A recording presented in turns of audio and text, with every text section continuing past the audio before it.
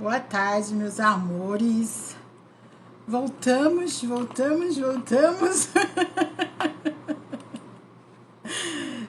Vamos chegando para o nosso segundo encontro do nosso Clube do Livro. Boa tarde, Lele. Boa tarde, Natália. Boa tarde, Will, Érica. Como vocês estão? Tá tudo bem? Tudo bem, Duda? Boa tarde. Hoje é o nosso segundo encontro do Clube do Livro, desse livro aqui, ó, A Coragem de Ser Imperfeito. Nosso segundo encontro, eu acabei de montar um grupo lá no Telegram, nem consegui colocar o link aqui ainda na minha bio, mas só me chamar. Lá no grupo tem o PDF desse livro, tá? Então, eu escolhi montar um grupo, até para depois a gente estar colocando algumas partes do livro que a gente achou mais interessante. Então, se você escolhe, já manda um direct para mim agora, que a hora que eu acabar aqui a leitura, eu mando o link para você, tá bom? Esse livro está sendo incrível, a gente começou a leitura na segunda-feira e realmente tem sido um presente. Então, aí, minha amiga já chegou, a Nilce, a Josi já chegou? Cadê a Josi? Vamos chegando para nossa live. O que a gente falou, né, na live passada, no primeiro dia do nosso encontro, a gente falou sobre vulnerabilidade, tá? Então, o que é legal? É legal entrar lá no grupo. Por quê? Porque lá no grupo eu vou estar sempre trazendo uma reflexão do que a gente leu aqui, tá? Sempre vou trazer algumas consciências. Eu escolho me aprofundar um pouco mais lá no grupo. Então, se você quer receber o PDF do livro e se você quer participar dessa discussão, você vai estar colocando também ali a sua opinião, manda um direct para mim que eu vou colocar, eu mando o link para você e mais à tarde eu coloco o link aqui na minha bio, tá bom? Então vamos lá, meninas, com o livro na mão. Quem tá aí com o livro, quem não tá, pode ficar à vontade, só me ouvir, tá bom? A gente parou na quarta-feira. A gente falou sobre os mitos, derrubando os mitos da vulnerabilidade. O mito 1 era vulnerabilidade é fraqueza. E agora, mito 2. Vulnerabilidade não é comigo. Quando éramos crianças, costumávamos pensar que quando crescêssemos não seríamos mais vulneráveis. Mas crescer é aceitar a vulnerabilidade, estar vivo é estar vulnerável. Madeleine Engel, escritora americana. Essa é uma citação da Madeleine. Perdi a conta das vezes em que ouvi as pessoas dizerem: é um tema interessante, mas vulnerabilidade não é comigo. E o comentário era logo reforçado por uma justificativa que levava em conta a profissão ou o gênero. Sou engenheiro e detesto vulnerabilidade. Sou advogada e como vulnerabilidade no café da manhã. Homens não sabem o que é vulnerabilidade. Acredite, eu já agi assim. Não sou homem, nem engenheira, nem advogada, mas repeti essas ideias umas 100 vezes. Infelizmente, não existe um cartão com um passe livre de vulnerabilidade. Não podemos optar por ficar fora da incerteza, do risco e da exposição emocional que perpassa a nossa experiência diária. A vida é vulnerável. Examine novamente a lista dos exemplos da página 29. Aqueles são os desafios de estar vivo, de estar em um relacionamento, de ter um vínculo. Mesmo se resolvermos abrir mão dos relacionamentos e optarmos pelo isolamento como forma de proteção, ainda assim estaremos vivos e sujeitos à vulnerabilidade. Fazer as perguntas a seguir a si mesmo é bastante útil para quem se vê preso ao mito de que vulnerabilidade não é comigo. Se não souber responder, peça ajuda a alguém próximo. Por isso que é legal o grupo, sabe? Porque depois a gente coloca essas perguntas lá. Além de vocês poderem pegar o PDF, depois a gente coloca essas perguntas lá. Então vamos lá. São 3 perguntas. Pergunta 1. O que eu faço quando me sinto emocionalmente exposto?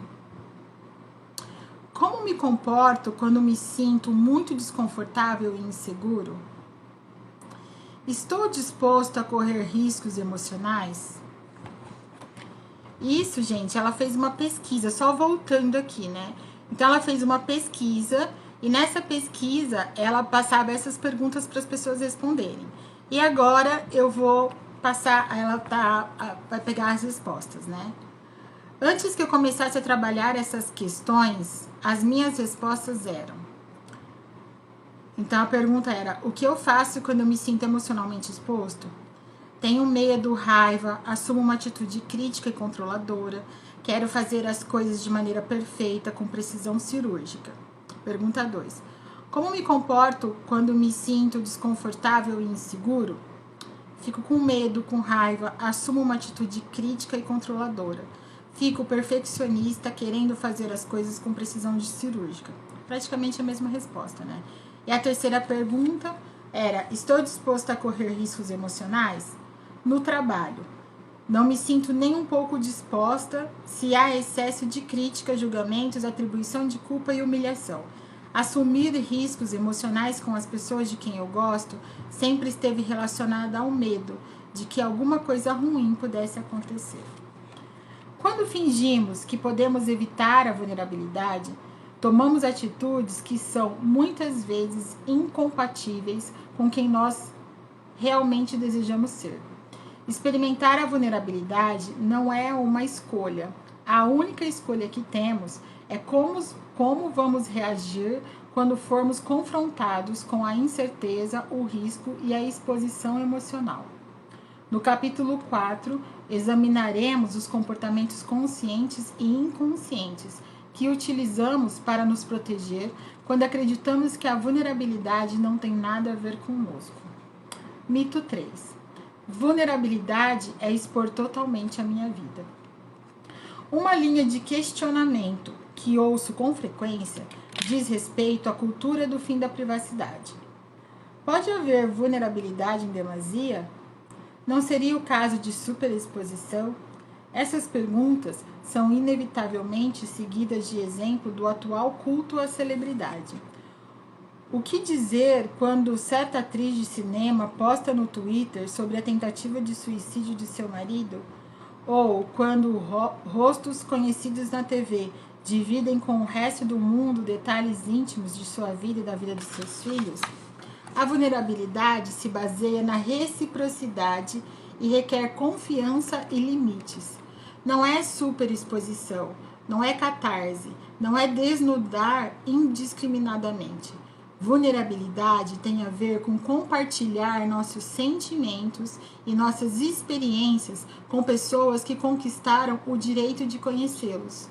Estar vulnerável é aberto, passa pela reciprocidade e é uma parte integrante do processo de construção de confiança. Gente, olha que interessante isso, eu vou até ler de novo. Vulnerabilidade, a gente acha que vulnerabilidade é isso, né? Você ficar expondo a sua vida, ficar expondo a sua rotina, expor, né, detalhes da sua vida.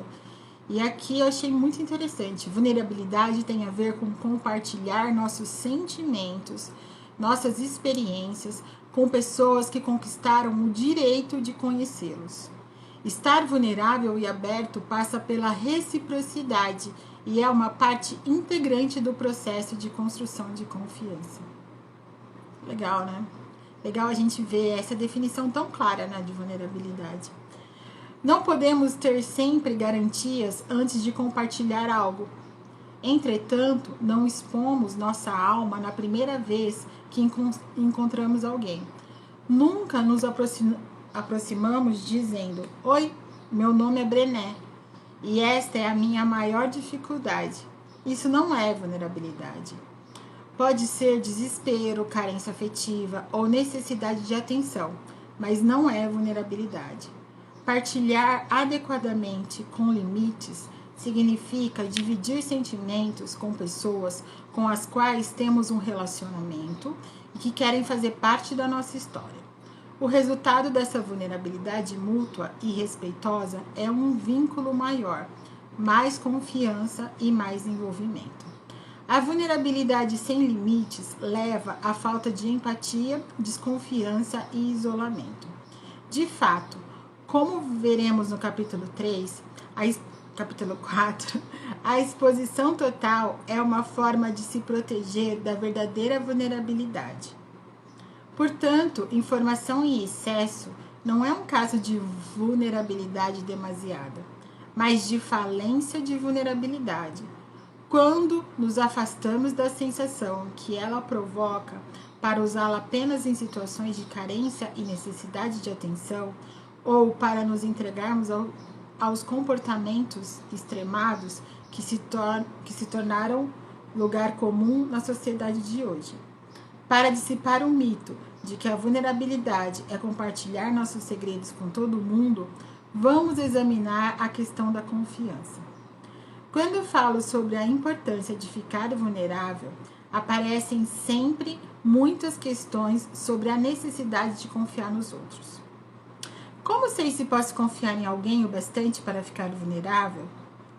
Só me mostrarei vulnerável a alguém se estiver seguro de que essa pessoa não me decepcionará. Como saber se alguém irá trair minha confiança? Como desenvolver a confiança nas pessoas? Não existe teste de confiança, nem luz verde para sinalizar o que é seguro, para nos sinalizar que é seguro nos abrirmos. Os participantes da pesquisa que responderam a essas perguntas descreveram a confiança como um processo de construção lenta, por camadas, que vai acontecendo com o tempo. Em nossa família, referimos a confiança como o pote da bolinha de gude. Minha filha Ellen teve sua primeira experiência de traição no 3º ano do ensino fundamental.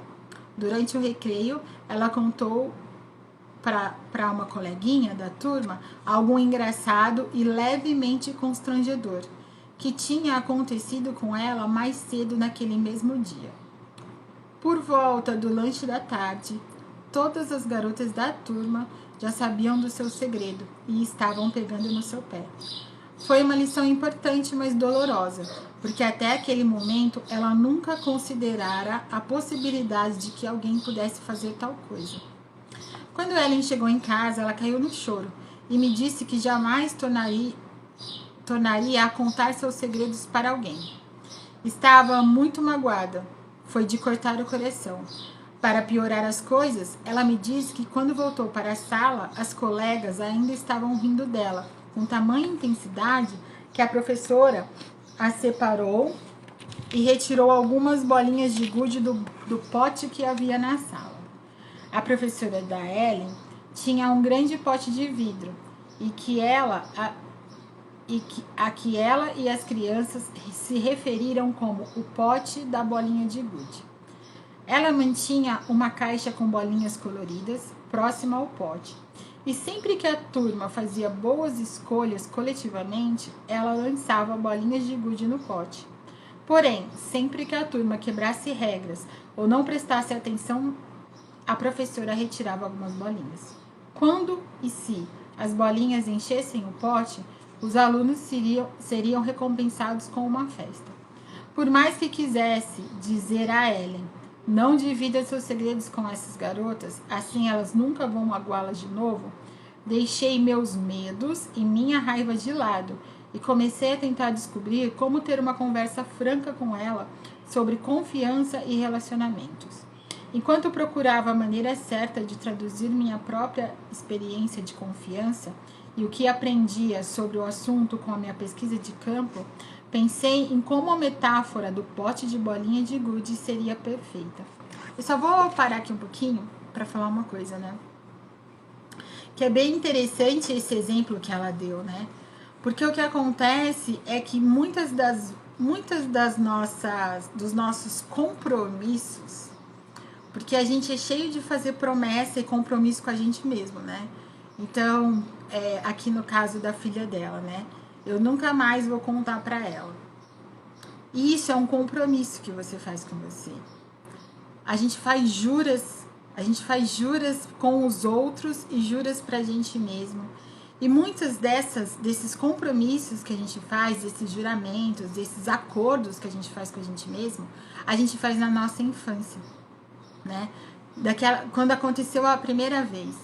Então, vamos simplesmente desprogramar todos os juramentos e todos os compromissos que a gente fez lá na nossa infância, que está impedindo que a gente confie nas pessoas e que a gente aceite a nossa vulnerabilidade. Bora deixar tudo isso embora? E começa a ficar presente quando você lembrar de alguma situação. Porque quando a gente traz uma consciência, isso aqui é uma consciência do livro, eu tô lendo o livro, mas isso começa a reverberar na nossa memória, reverberar na nossa vida. E se vocês tiverem alguma consciência de qualquer coisa, qualquer fato que tenha acontecido na nossa infância, simplesmente pega essa consciência e pede para o seu corpo desprogramar, porque ali a gente criou um programa, e é um programa que a gente vem usando até hoje, tá bom? Então, vamos continuar. Sugeri a Ellen que pensasse sobre suas amizades como potes de bolinhas de gude. Sempre que uma pessoa lhe oferecer apoio, for carinhosa com você, defendê-la ou guardar o que você confiou a ela em particular, coloque uma bolinha de gude no pote. Se uma amiga ou um amigo for cruel, desrespeitoso ou espalhar seus segredos, uma bolinha deverá ser retirada. Quando lhe perguntei se isso fazia sentido, ela acenou positivamente com a cabeça e disse entusiasmada: eu tenho amigas que encheriam o pote de bolinha de gude. Então ela descreveu 4 amigas com quem sempre podia contar, que sabiam alguns de seus segredos e nunca os revelaram a ninguém, e que também haviam compartilhado alguns com ela. São amigas que me chamam para sentar com elas, mesmo se forem convidadas para a mesa das garotas mais populares do colégio. Foi um momento sublime para nós duas. Quando lhe perguntei como essas meninas se tornaram amigas tão confiáveis e dignas da bolinha de gude, ela pensou por um instante e respondeu: não tenho certeza. Como as suas amigas conquistaram as bolinhas de gude? Depois de pensarmos juntas por um tempo, chegamos às nossas conclusões. Algumas das respostas da Ellen foram: elas guardaram meus segredos, elas me contaram seus segredos, elas se lembraram do meu aniversário, elas sabem quem são a vovó e o vovô, elas sempre me incluem nas coisas divertidas, elas sabem quando estou triste e me perguntam por quê. Quando falto à escola por estar doente, elas pedem às suas mães que telefonem para saber como eu estou. E as minhas? Exatamente as mesmas, com exceção de que, para mim, vovó e vovô são minha mãe e meu padrasto. Quando minha mãe chega numa festinha dos meus filhos, é uma grande alegria ouvir uma das minhas amigas dizer: oi, Daiane, que bom ver você. Eu sempre penso, ela se lembrou do nome da minha mãe. Ela se importa conosco. Confiança é colocar uma bolinha de gude de cada vez. O dilema do ovo e da galinha vem à tona quando pensamos sobre o investimento que as pessoas têm que fazer nos relacionamentos antes mesmo de o processo de construção de confiança começar. A professora não disse: eu vou comprar o pote de bolinhas de gude antes de saber se a turma será capaz de fazer boas escolhas coletivas. O pote está lá desde o primeiro dia de aula. Na verdade, ao final do primeiro dia, ela já havia enchido o fundo dele com uma camada de bolinhas. As crianças não disseram à professora: decidimos não fazer boas escolhas porque não acreditamos que você colocará bolinhas no pote. Elas trabalharam duro e abraçaram alegremente a ideia, porque confiaram na professora. Um dos psicólogos que mais admiro no campo de relacionamentos é o John Gottman. Seu livro, A Ciência da Confiança, Sintonia Emocional para Casais, é uma obra inspiradora sobre a anatomia da confiança. Em um artigo,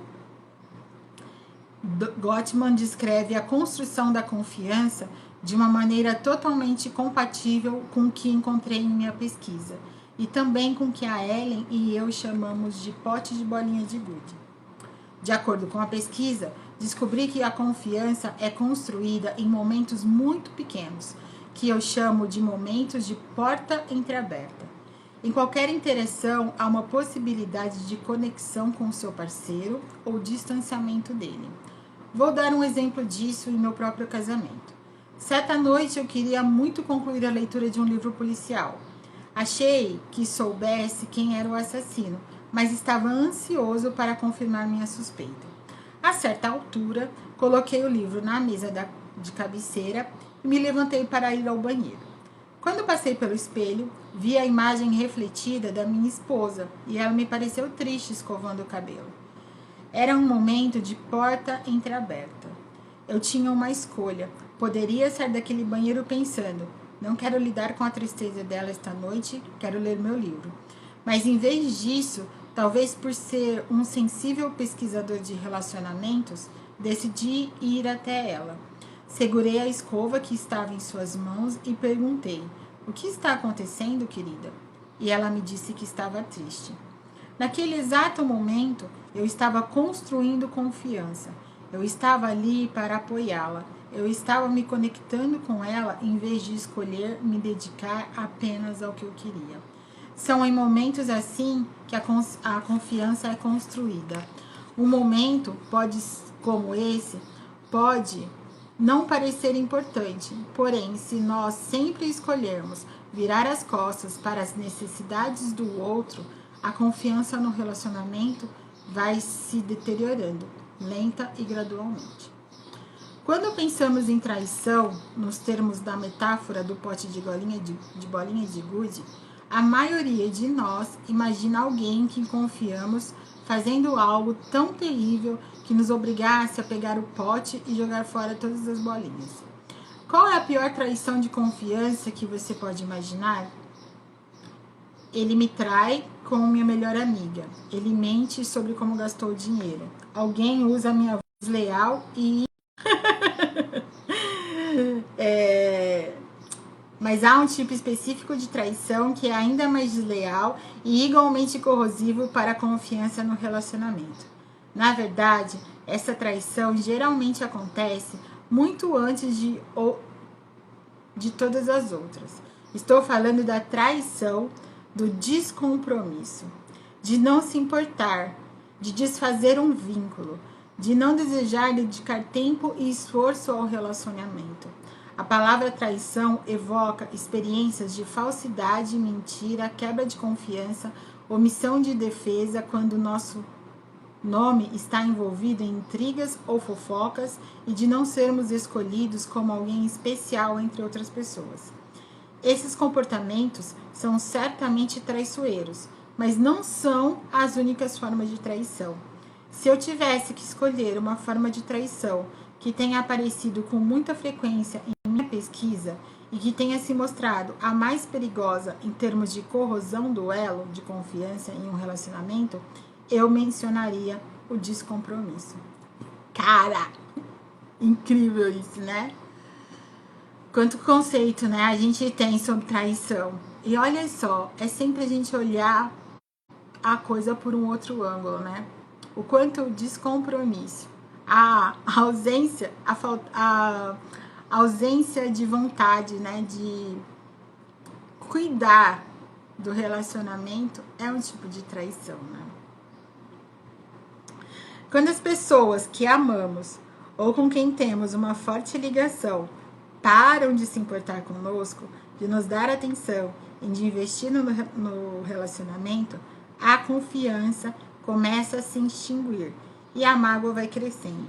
O descompromisso gera humilhação e desperta nossos maiores medos de ser abandonado, desvalorizado e desprezado. O que pode fazer dessa traição obscura algo muito mais perigoso do que uma mentira ou até mesmo de um caso fortuito? É o fato de não conseguirmos localizar a fonte de nossa dor.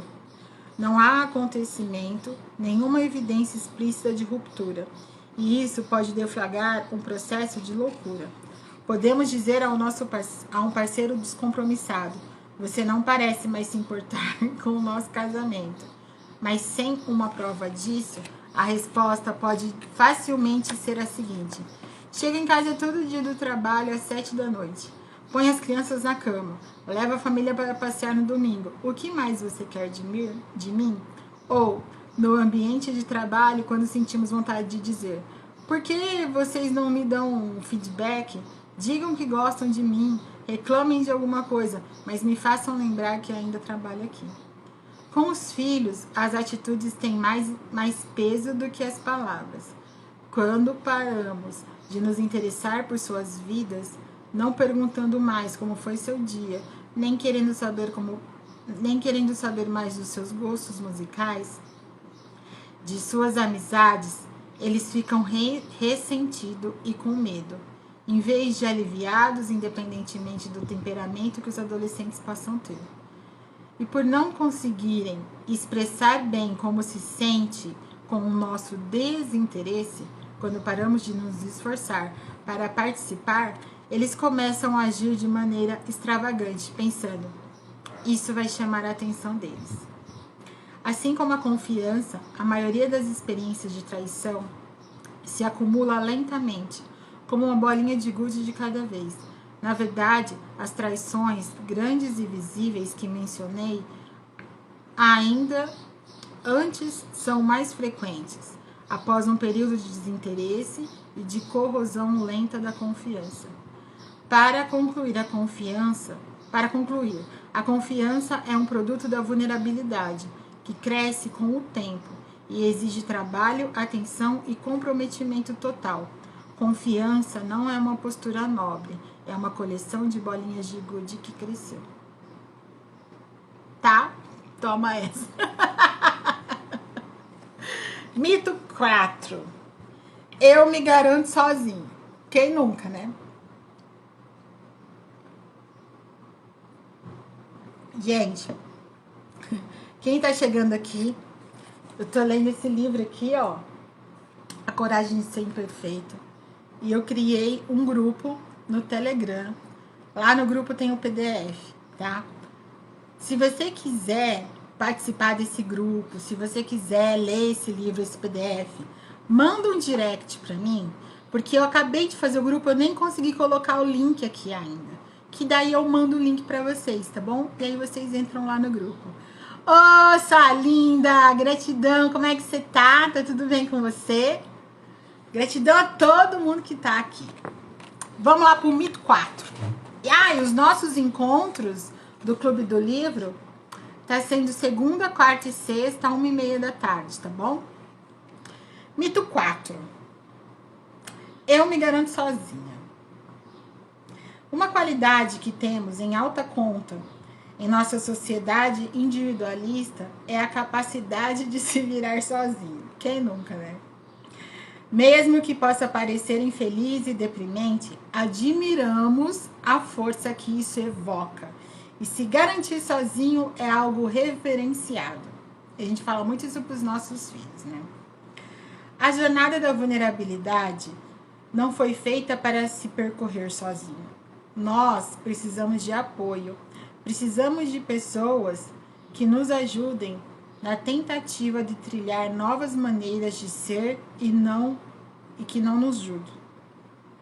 Precisamos de uma mão para nos levantar quando cairmos. E se você se entregar a uma vida corajosa, levará alguns tombos. Gente, eu só vou fazer aqui uma observação, né? Que ela falou assim, a gente precisa de pessoas que não nos julguem, né? O que é o julgamento? O julgamento, ele cria uma separação. O julgamento, ele cria um distanciamento entre você e o que você está julgando. E quando isso acontece com pessoas, o nosso relacionamento com essa pessoa, independente do relacionamento que seja, esse relacionamento começa a ficar comprometido. Por quê? Porque você não precisa julgar a pessoa verbalmente. Tudo é energia. A pessoa sente a energia do julgamento. e você sobe uma barreira entre você e essa pessoa, como se subisse um muro, um distanciamento entre você e a pessoa.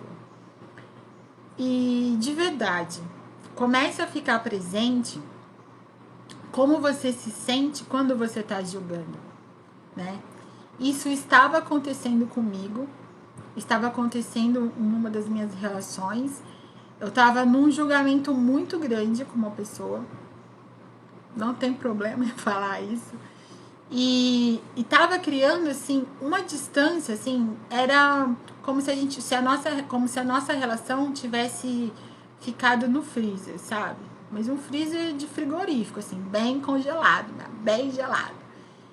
E aí eu escolhi, porque é sempre uma escolha. A gente não precisa ficar esperando uma atitude do outro pra gente escolher sair do julgamento. E aí eu fiz essa escolha. E quando isso acontecia, quando isso estava acontecendo, eu estava me sentindo mal.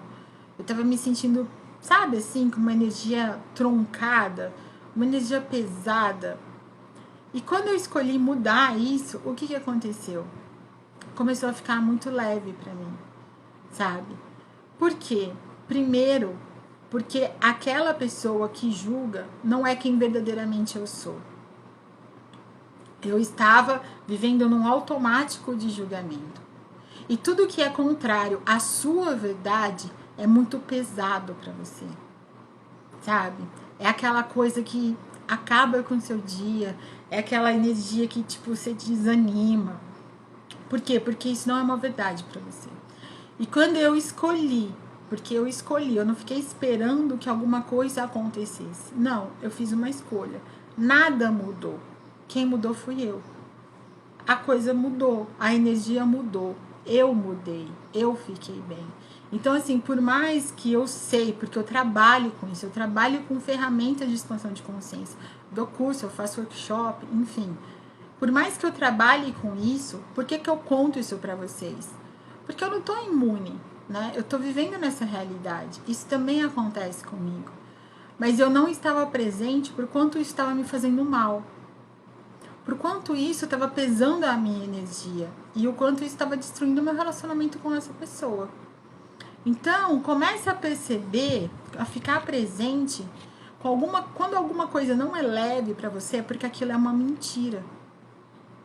Comece a perceber quais são as mentiras que você tem praticado com as suas atitudes, que tem tornado o seu corpo pesado, a sua energia densa.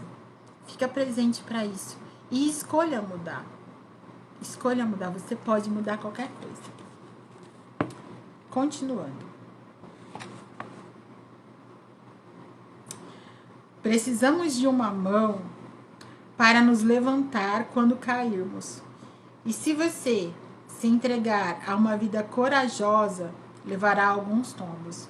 Durante o desenrolar da minha pesquisa, os participantes foram muito claros em relação à necessidade que sentem de apoio, encorajamento e, por vezes, ajuda profissional quando voltaram a entrar em sintonia com a sua vulnerabilidade e sua vida emocional. A maioria de nós sabe muito bem prestar ajuda, mas quando se trata de vulnerabilidade, é preciso saber pedir ajuda também. Só depois que aprendermos a receber com o coração aberto é que poderemos nos doar com o coração aberto. Ao vincularmos julgamento à ajuda que recebemos, de forma consciente ou inconsciente, também estaremos vinculando julgamentos à ajuda que prestamos. Todos nós precisamos de ajuda. Sei que não poderia ter concluído nem a pesquisa, nem este livro, sem estímulos fortes que vieram do meu marido, da minha terapeuta, de vários livros, de amigos e de familiares que estavam em uma jornada parecida. Vulnerabilidade gera vulnerabilidade e a coragem é contagiosa. Há alguns estudos muito respeitados sobre liderança que sustentam a ideia de que pedir ajuda é essencial e que vulnerabilidade e coragem contagiam. Em um artigo de 2001, publicado no jornal por Richard Badman, usaram uma série de metáforas para explicar como líderes estimulam e sustentam a mudança. Uma das metáforas é a de uma bola de neve.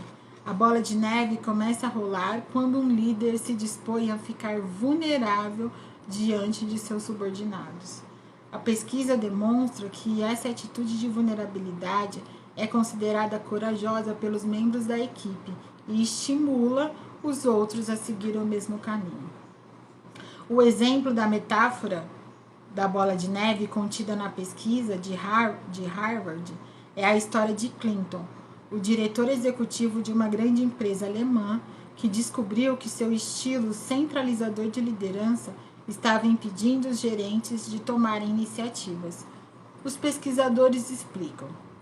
Ele poderia ter agido em particular para mudar seu comportamento, mas em vez disso, trouxe a questão à tona durante um encontro anual com seus 60 principais gerentes, em que reconheceu seus erros e reformulou seu papel, tanto em nível pessoal quanto em organizacional. Ele admitiu que não tinha todas as respostas e pediu que sua equipe lhe ajudasse a dirigir a empresa. Ao estudarem a transformação que sucedeu a esse encontro, os pesquisadores relataram que a eficiência de Clinton aumentou, sua equipe prosperou, houve ganhos em termos de iniciativa e inovação, e a empresa superou em desempenho alguns concorrentes muito maiores. Da mesma forma, minhas maiores transformações pessoais e profissionais ocorreram quando comecei a perceber quanto o meu medo de ficar vulnerável estava me tolhendo e reuni coragem para revelar minhas lutas e pedir ajuda. Depois de fugir da vulnerabilidade, descobri que aprender a se entregar ao desconforto da incerteza, do risco e da exposição emocional era de fato um processo doloroso. Eu acreditava que podia optar por não me sentir vulnerável. Logo, quando isso acontecia, quando o telefone tocava com notícias inimagináveis, quando eu tinha medo ou amava tão intensamente que, em vez de sentir gratidão e alegria, eu só conseguia me preparar para a perda, eu tentava controlar as coisas. Eu controlava as situações e as pessoas à minha volta. Fazia de tudo, até que não tivesse mais energia. Parecia corajosa por fora, mas estava apavorada por dentro. O quanto a gente faz isso, né? O quanto a gente quer controlar tudo.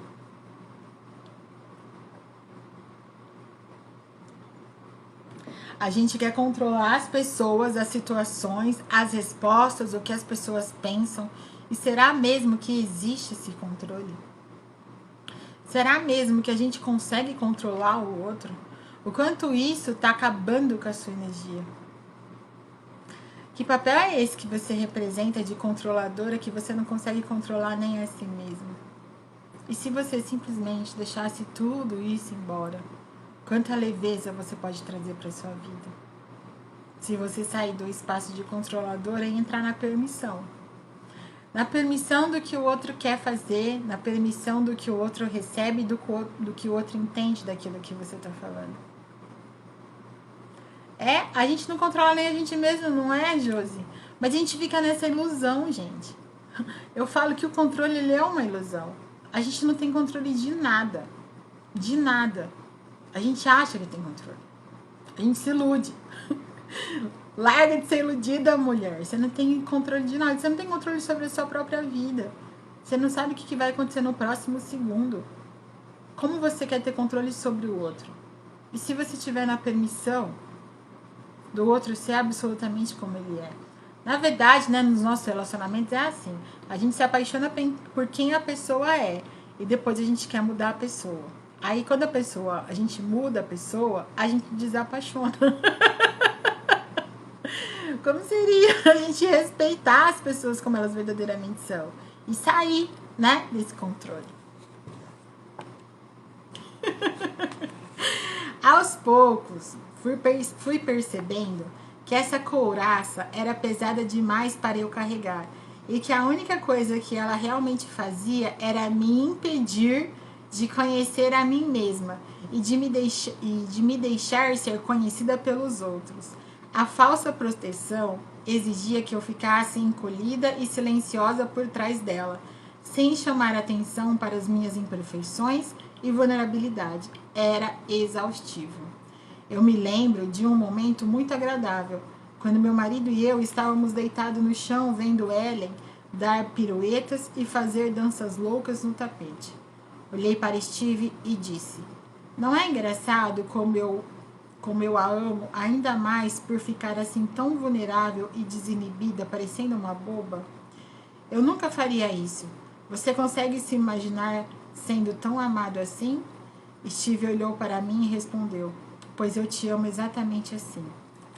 Confesso que, como alguém que quase nunca se arriscava a ficar vulnerável e sempre fazia de tudo para não parecer boba, nunca me ocorrera que dois adultos pudessem se amar dessa forma. Que eu pudesse ser amada pelas minhas vulnerabilidades e não apesar delas. Todo o amor e o apoio que recebi, sobretudo de Steve e de Diana, minha terapeuta, me encorajaram a começar aos poucos, a correr mais riscos e a me mostrar no trabalho e em casa de maneiras inusitadas. Aproveitei mais oportunidades e tentei coisas novas, como ser contadora de histórias. Aprendi a estabelecer novos limites e a dizer não, mesmo quando ficava com medo de deixar algo ou deixar algum amigo magoado ou de recusar uma oferta profissional. Eu até parei aqui porque eu e a Josi está aqui. Nós vamos fazer uma live, né, Josi? Que é sobre falar não. O medo que a gente tem de falar não, né? Porque na verdade a gente tem medo de falar não porque a gente tem medo de ser rejeitado. É só isso. Ai, ai. Então vamos só pegar aqui de novo, né? Então ela falou assim, ó, que ela ficava com medo de deixar algum amigo magoado ou de recusar uma oferta profissional, coisas que provavelmente mais tarde lamentaria, mas até aqui não me arrependi de nenhum não. Retomando o discurso do Homem na Arena, do presidente Roosevelt, foi o que a gente falou lá no Encontro 1, aprendi também que as pessoas que me amam, aquelas com quem realmente posso contar, nunca são os críticos que me apontam um dedo quando fracasso. Também não estão na arquibancada me assistindo. Elas estão comigo na arena, lutando por mim e segurando a minha mão. Nada transformou mais a minha vida do que descobrir que é uma perda de tempo medir meu valor pelo peso da reação das pessoas nas arquibancadas. Quem me ama estará ao meu lado, independentemente dos resultados que eu possa alcançar. Nós não podemos aprender a ser mais vulneráveis e corajosos por conta própria. Muitas vezes, nossa primeira e maior ousadia é pedir ajuda. A necessidade de aprovação alheia, né? 3, já estamos no capítulo 3. Compreendendo e combatendo a vergonha. A vergonha extrai seu poder do fato de não ser explanada. Essa é a razão pela qual ela não deixa os perfeccionistas em paz. É tão fácil nos manter calados. Se, porém, desenvolvermos uma consciência da vergonha a ponto de lhe dar nome e falar sobre ela, nós a colocaremos de joelhos. A vergonha detesta ser o centro das atenções. Se falarmos abertamente sobre o assunto, ela começará a murchar. Assim como a exposição à luz é mortal para os Gremlins, a palavra e a conversa lançam luz sobre a vergonha e a destroem. Vulnerabilidade e vergonha. Há pouco tempo, depois que terminei uma palestra sobre famílias plenas, um homem me abordou ainda no palco. Ele me estendeu a mão e disse: eu só quero lhe dizer obrigado. Apertei sua mão e sorri com simpatia enquanto ele olhava para o chão, parecendo lutar contra as lágrimas. Então ele respirou fundo e falou: confesso que não queria vir aqui essa noite. Tentei escapar de todo modo, mas minha mulher não deixou. Isso é comum, comentei dando risada. Então ele prosseguiu. Eu não entendia porque ela estava tão animada. Eu lhe disse que não imaginava uma maneira pior de passar uma quinta-feira à noite do que ouvindo uma mulher especialista em vergonha. Minha esposa disse que era muito importante para ela e que eu parasse de reclamar ou estragaria tudo. O homem fez uma pausa de alguns segundos e então me surpreendeu com a pergunta: a senhora é fã de Harry Potter? Fiquei parada tentando conectar tudo o que ele estava dizendo. Como não consegui, preferi simplesmente responder: sim, sou uma grande fã.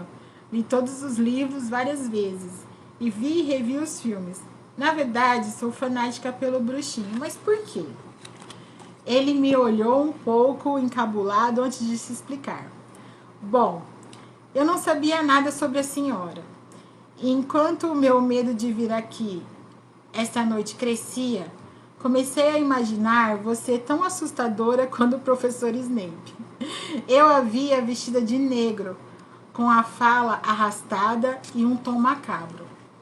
Achei tanta graça que quase me engasguei com a água que estava bebendo. Eu adoro Snape. Não sei se gostaria de ser parecida com ele, mas é um dos meus personagens favoritos da história.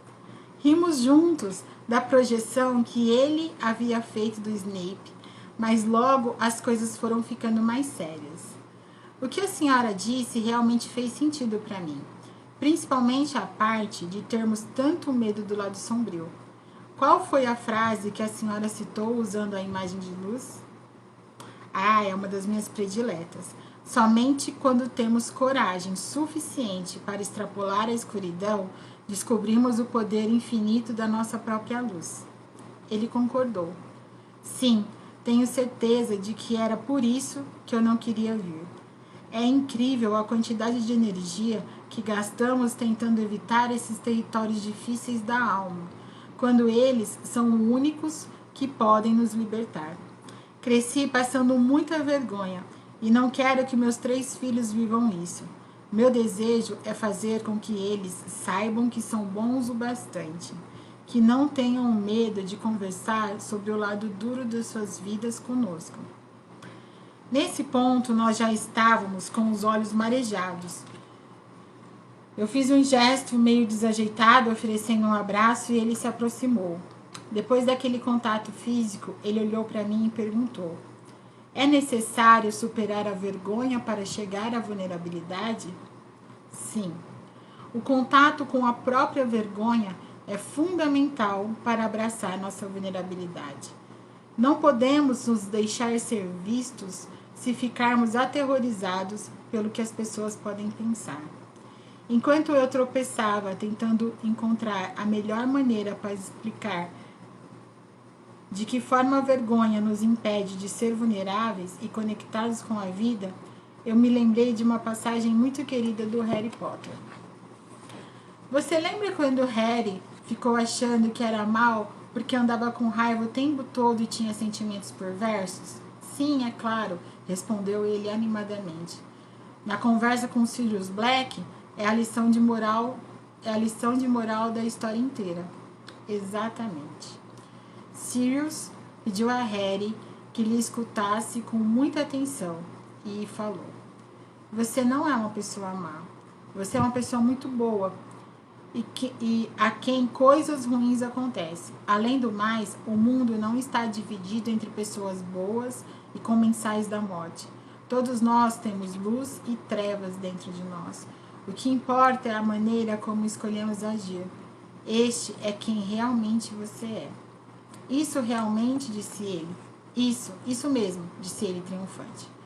Todos sentimos vergonha. Todos temos o bem e o mal, a escuridão e a luz dentro de nós.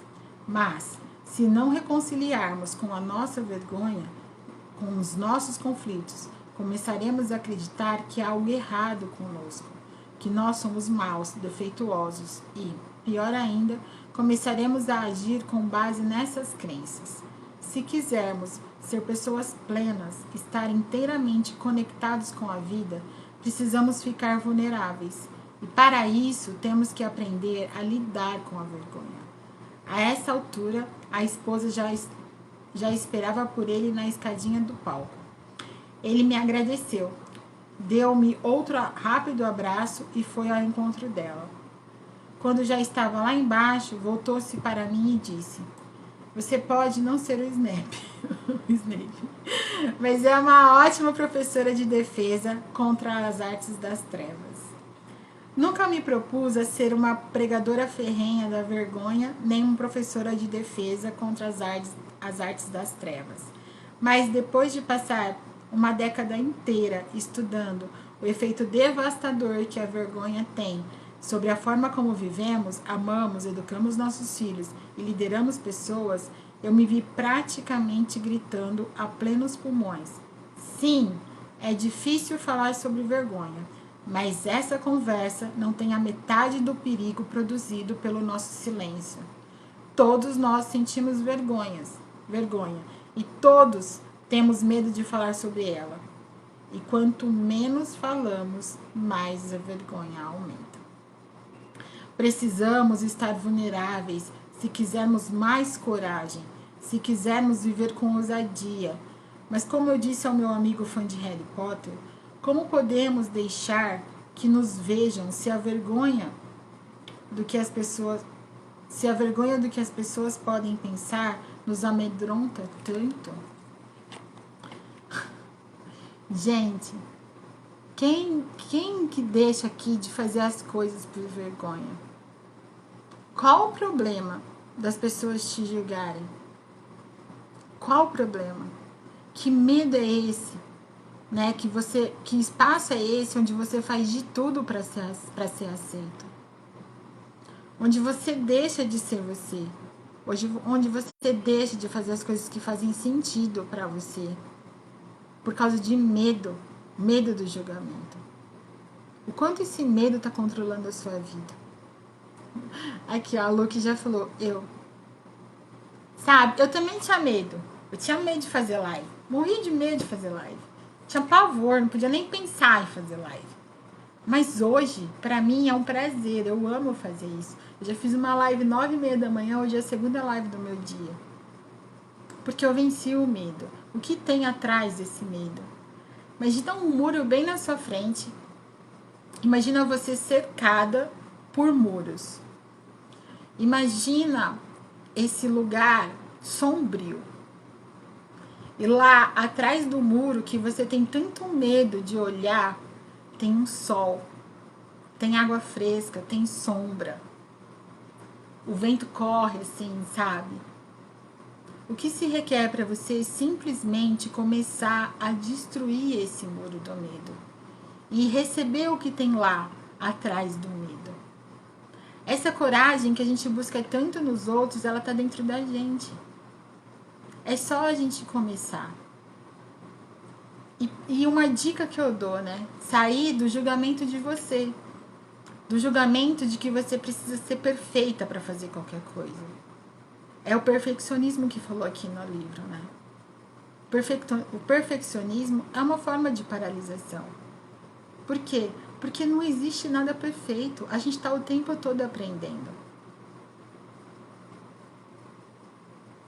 Aqui, ó, a Michelle. Precisei entender esse medo de live para eu compreender o que ele dizia sobre mim. Gente, é olhar para isso. O que mais você tem medo? Tem muitas pessoas que estão num relacionamento que não funciona mais porque tem medo de ficar sozinha, mas ainda não reparou que tá sozinha dentro desse relacionamento. E aí fica vivendo uma vida pequena, uma vida de pouco, uma vida de escassez, porque tem medo. Na verdade, tem medo de ser feliz, né? Porque já tá sozinha no relacionamento. Aqui a Rosa tá falando, ó, esse livro é maravilhoso, só que tenho vergonha de algumas coisas, sim. Tá tudo bem, tá tudo bem. Tem coisa que a gente tem medo, gente. Não dá pra ser assim, né? do dia pra noite você virar a pessoa mais corajosa dessa realidade. Vão ter coisas que a gente nunca fez, que só da gente pensar em fazer vai dar medo. Mas até quando a gente vai usar esse medo como um escudo? Até quando a gente vai se esconder a nossa potencialidade por conta do medo? Onde esse medo tem te levado? Ou melhor, onde esse medo tem te deixado? Porque muitas vezes a gente permanece no mesmo lugar por conta do medo. Medo do novo, né? E eu lembro que uma vez eu fiz um workshop, agora que eu tô lembrando, tinha até esquecido. Eu fiz. Hoje, acho que você participou desse workshop. Era uma série de workshops que era saindo da sombra do medo. E o maior medo que a gente tem na vida, no meu interessante ponto de vista, não sou dona da verdade, mas é o medo de dar certo, né?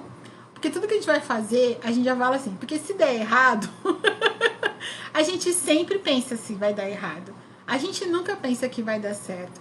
Então, eu acredito que o maior medo que a gente tenha é o medo de dar certo. É o medo de ter sucesso. A gente fala tanto que quer sucesso, mas tem medo de ter sucesso. Aí o que a gente faz? A gente usa o medo para controlar a gente, pra gente ficar no mesmo lugar. A Josi participou desse... Foi uma série de workshops, acho que foram 5 dias. Tem medo... todo mundo tem medo do desconhecido. Quem não tem, Rosa? Mas o que se requer para você sair desse espaço de achar que depois do medo só vai ter uma coisa ruim? E se você começar a olhar para isso? Ah, Paty, você tá aqui também! Saudade de você! A Paty também participou. Ó, a Josi falou aqui, ó. Medo de sair da zona de conforto, que é totalmente desconfortável. Né? Que tinha que chamar a zona do desconforto. Porque a zona de conforto te leva aonde, gente? Te leva no mesmo lugar sempre. Sempre no mesmo lugar. Ó, vou dar um exemplo de medo pra vocês. Hoje eu saí pra fazer a live, né? Então eu faço live de segunda, quarta e sexta, 9h30 da manhã aqui da minha casa. Aí hoje já faz um tempo que eu tô querendo fazer live lá na pracinha do condomínio que a minha mãe mora. Só que até então eu tinha medo, porque a internet do meu celular não tava muito boa. E aí, semana passada, tive uns problemas aqui na minha internet e como presente eu melhorei a internet do meu celular, a internet da minha casa, ainda conseguia baixar R$50 na minha conta. Ou seja, aquele problema foi um presente pra mim. Aí hoje eu peguei e falei assim, cara, hoje eu vou fazer a live lá. Eu fiquei com medo? Fiquei com medo. Fiquei com medo da internet não pegar, fiquei com medo de várias coisas. Mas o que aconteceu? Eu venci o medo. Eu ainda fiquei com medo, ainda fiquei com medo de chegar atrasada. O que aconteceu? Comecei a live, acho que uns 5 minutos atrasada. Mas eu venci esse medo. Eu fui lá, achei o lugar, a pracinha tava vazia, porque geralmente tá cheio de criança, a gente tá nas férias. Eu pensei nisso tudo. Eu tive medo de fazer a live ali por isso. Eu tava numa área aberta, numa área externa. Mas eu falei, cara, vou lá, vou fazer, vamos ver o que dá. Eu não fiquei dando voz pro medo. Eu não fiquei dando espaço pro medo.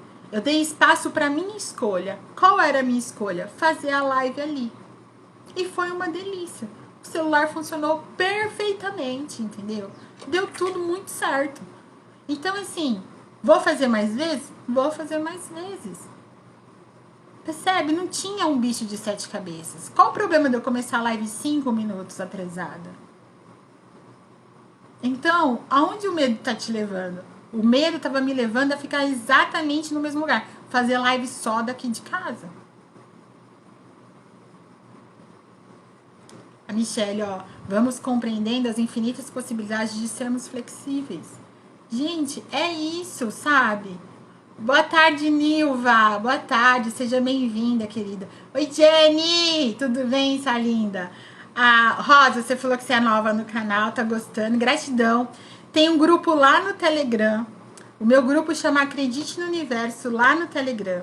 Todos os dias, começou na terça-feira, 7 horas da manhã, eu tô entrando ali no chat de voz do Telegram e fazendo 5 minutos de gratidão. Porque eu acredito que a gratidão muda qualquer energia.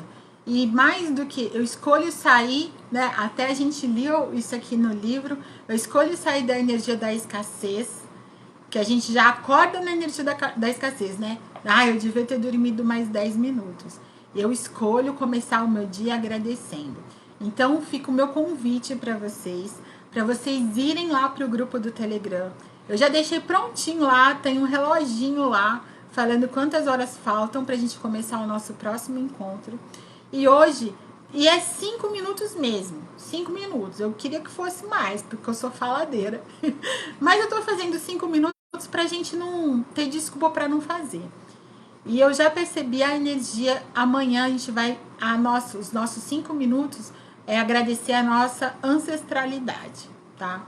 Então amanhã a gente conecta lá comigo, 7 horas da manhã, e 5 minutos de gratidão à nossa ancestralidade, a quem veio antes da gente, a quem de alguma maneira contribuiu pra gente estar aqui hoje, tá? Então, assim, não tinha tido um tema ainda, só entro ali, sigo a energia e agradeço. Porém, hoje já veio essa consciência para mim.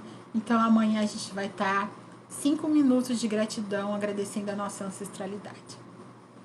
A Paty tá aqui falando, ó, o medo não te derrubou para seguir. Exatamente, gente, tava com medo, podia dar um monte de coisa errada? Podia, mas podia dar um monte de coisa certa. E o que aconteceu? Deu certo. Pronto. Vou fazer de novo. Não todo dia, mas vou fazer de novo.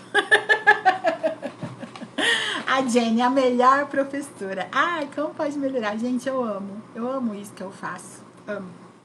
Então vamos lá, continuando, que eu já não sei nem mais onde eu tava. Que eu sou dessas.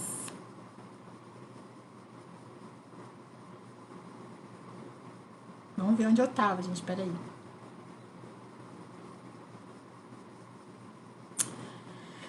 Acho que eu tava aqui, ó, vamos lá.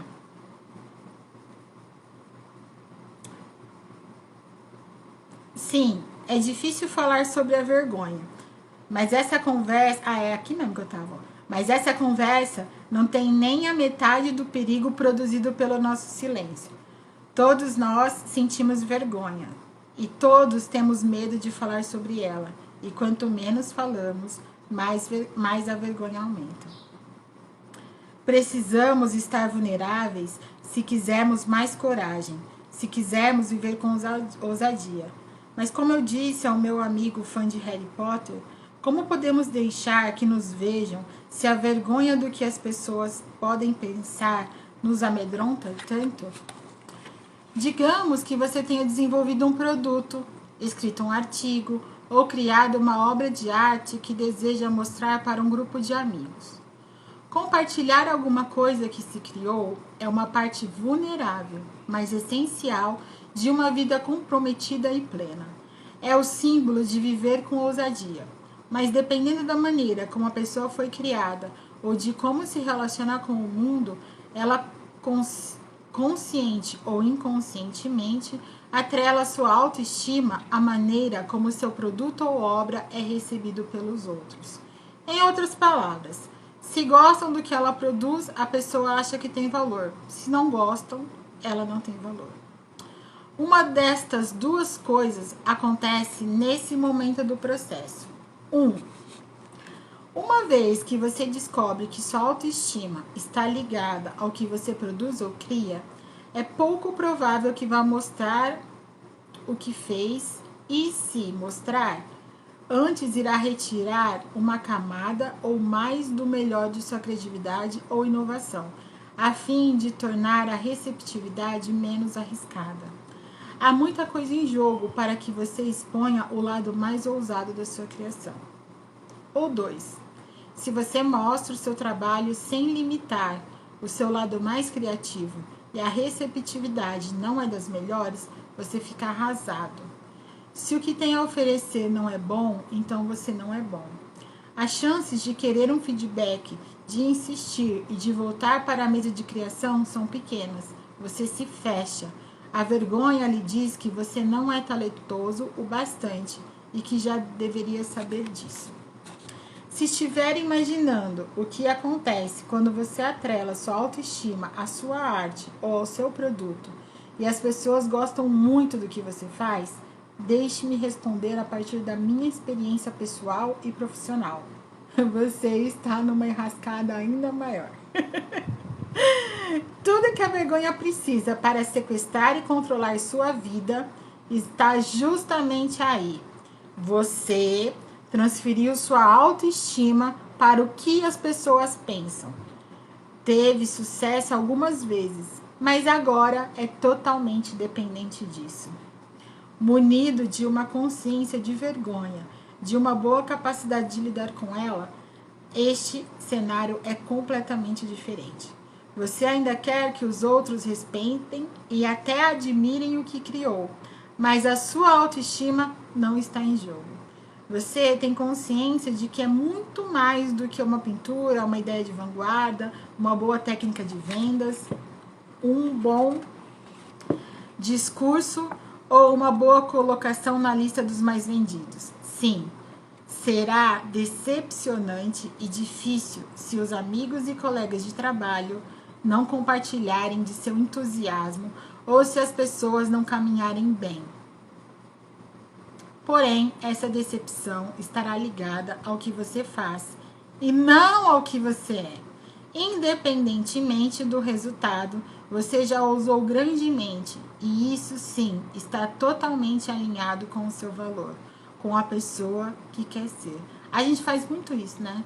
E aí a gente já acha que a gente é ruim em tudo, né? A gente já generaliza tudo, né?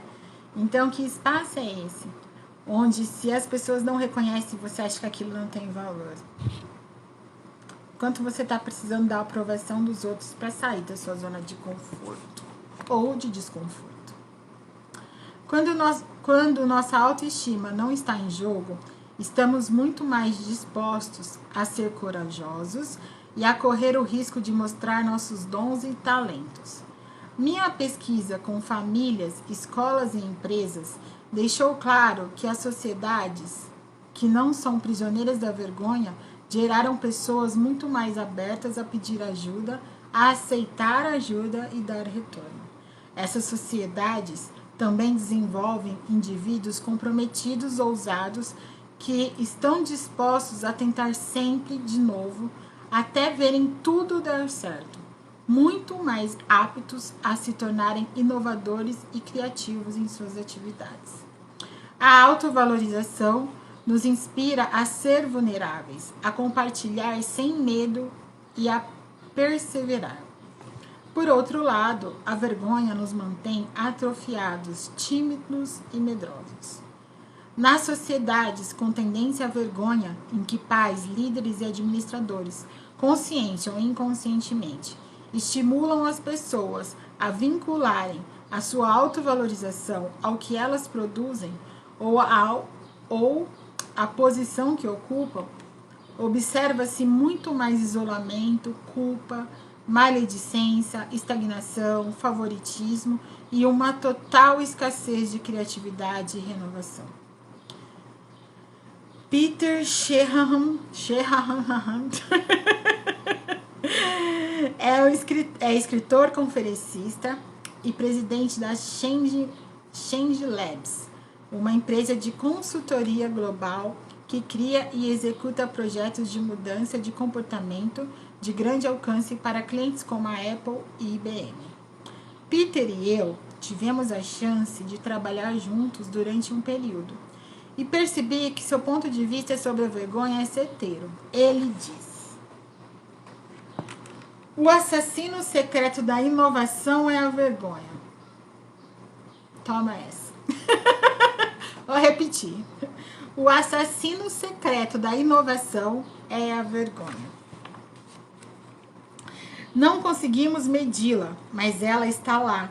Sempre que alguém nos compartilha uma nova ideia que deixa de passar para os seus gerentes algum feedback muito necessário ou que tem medo de se expor diante de um cliente, pode ter certeza de que a vergonha está por trás disso. Aquele medo profundo que todos temos de errar, de ser depreciados, de nos sentir menos do que o outro, é o que nos impede de assumir os riscos indispensáveis para fazer nossas empresas avançarem. Se você quer implantar uma cultura de criatividade e renovação em que riscos concretos têm que ser assumidos, tanto em nível coletivo quanto individual, comece por desenvolver nos gerentes a capacidade de estimular a vulnerabilidade em suas equipes. E talvez isso exija que eles próprios estejam vulneráveis primeiro. Esse conceito de que o líder precisa estar no comando e ter todas as respostas é ultrapassado e paralisante. Ele causa um impacto prejudicial sobre as pessoas ao arraigar a ideia de que elas sabem menos e são inferiores. E a receita para o fracasso é a vergonha, que se transforma em medo. O medo conduz à aversão ao risco. A aversão ao risco aniquila a inovação. Gente, deixa eu ver aqui. Nossa, já faz mais de 1 hora que eu tô aqui. Vou ler só mais um pedacinho, tá? Vou ler só mais um pedacinho. Em resumo, viver com ousadia exige autovalorização. A vergonha envia aos gremlins que enchem nossas cabeças com mensagens limitadoras.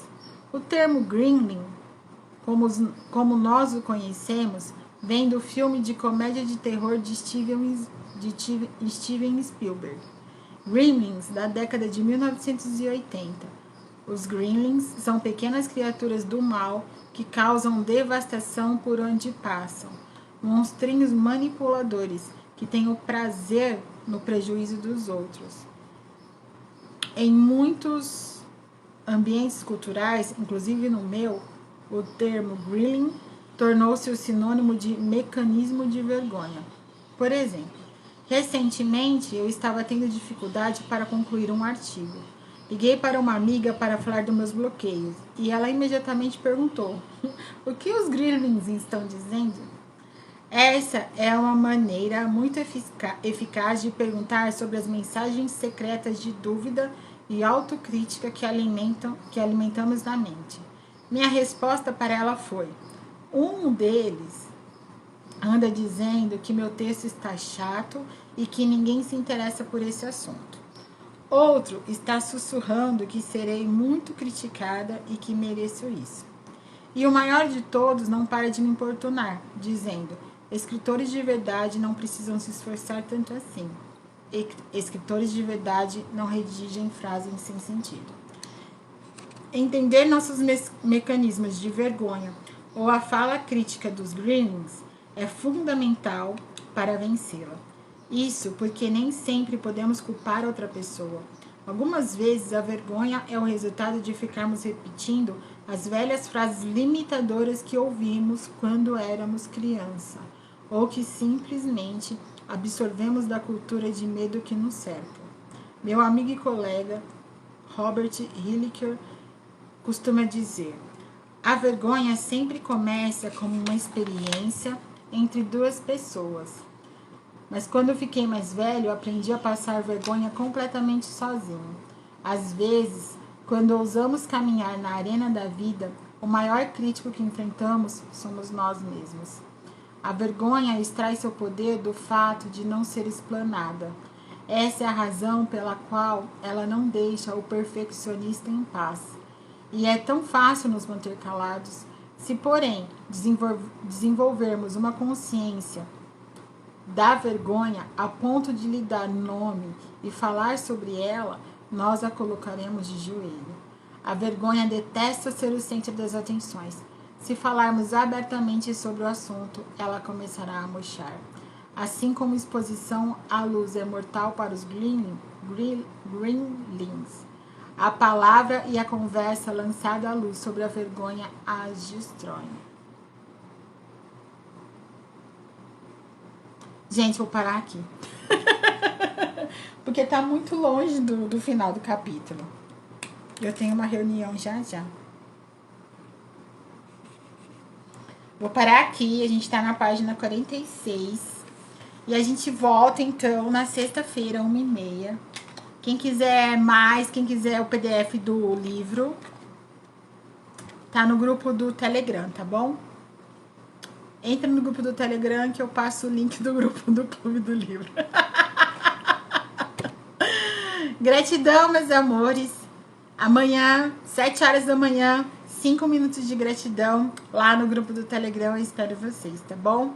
Vamos pro grupo do Telegram pra gente falar a respeito do que foi lido hoje, tá bom? Vamos lá pro grupo do Clube do Livro. É isso, gratidão. Um beijo, uma linda e abençoada tarde pra vocês. Tchau, tchau.